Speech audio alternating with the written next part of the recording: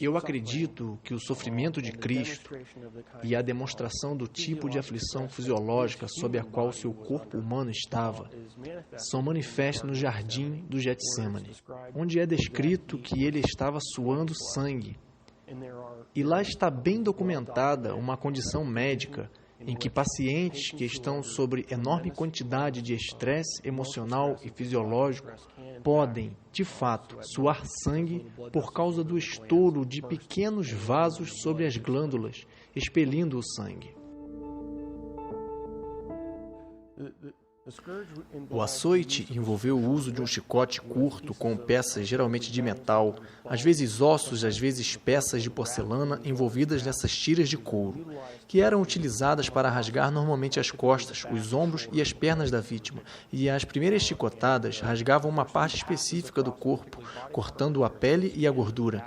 Mas, eventualmente, uma vez que as camadas externas se abram, elas começariam a chegar aos músculos e tendões, e, naturalmente, ao longo do caminho, elas cortam todos os vasos sanguíneos de suprimentos naqueles tecidos, e você está perdendo sangue o tempo todo. A planta que foi descrita, na verdade, tinha um espinho muito longo. Não os espinhos pequenos que pegaríamos de uma roseira. Estes eram espinhos de, normalmente, 1,5 polegadas ou 2 polegadas de comprimento. O couro cabeludo é uma das porções do nosso corpo com maior número de vasos sanguíneos. Há vasto suprimento de sangue lá em cima. Então, ter aqueles espinhos empurrados até a placa bone teria passado por todo o couro cabeludo, provocando enorme perda de sangue. Eu vi pessoas sangrarem até a morte por apenas uma lesão no couro cabeludo. Portanto, não é uma lesão pequena ter dezenas de espinhos empurrados para dentro do seu couro cabeludo, de modo que isso teria causado a perda de mais sangue.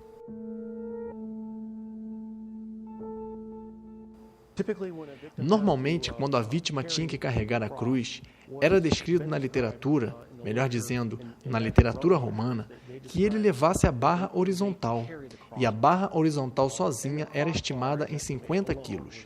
E, obviamente, se o seu braço está preso aqui, agarrado em cima da barra transversal, e você cai, você precisa de ajuda para se levantar. Você não pode se levantar sozinho simplesmente, porque não há nenhuma maneira possível sem os braços para se levantar. Então, ele teria precisado de ajuda para se levantar. Se ele caiu, existe uma grande chance de ter batido com o peito, o que então poderia contar com a possibilidade de uma lesão cardíaca.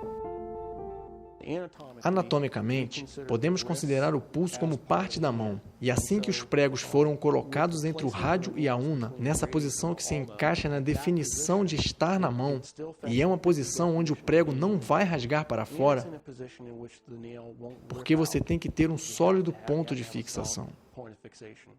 Outro ponto interessante sobre a colocação dos pregos é que o nervo médio passa exatamente através daquela parte especial do pulso, de modo que a destruição ou choque do nervo teria provocado enorme dor.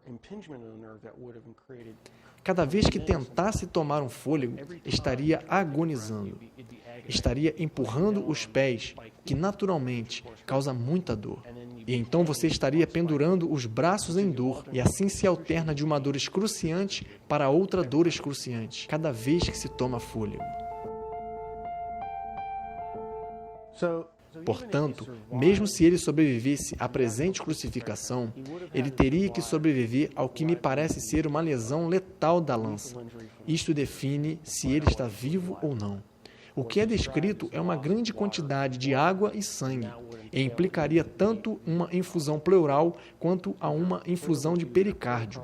E o sangue teria que vir de uma artéria pulmonar, veia pulmonar, aorta, veia cava ou do próprio coração.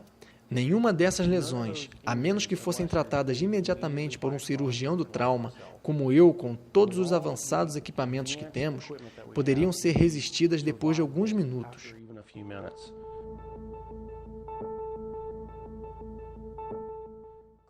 Cristo, como Filho de Deus, poderia ter sobrevivido a qualquer coisa.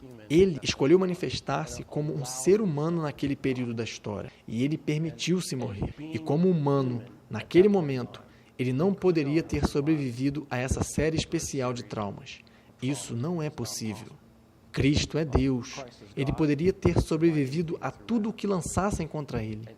E ele escolheu ser Cristo, o homem naquele período da história, para morrer pelos pecadores. E pela autolimitação de permanecer sendo humano, ele morreu. Ele não sobreviveu ao evento.